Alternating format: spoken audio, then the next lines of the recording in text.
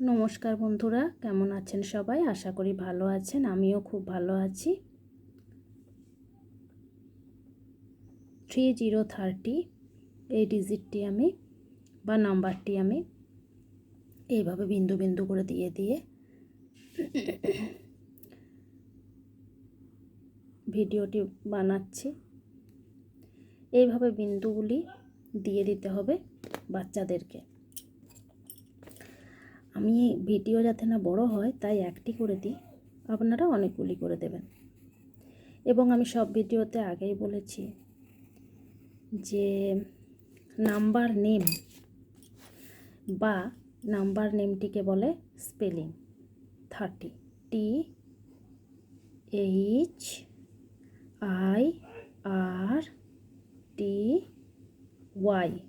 30। এরপর small লেটারে THIRTY।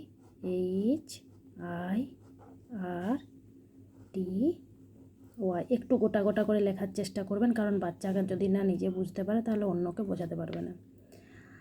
আর প্রথমে ক্যাপিটালে দিতে হবে, তারপরে স্মল লেটারে শেখাতে হবে।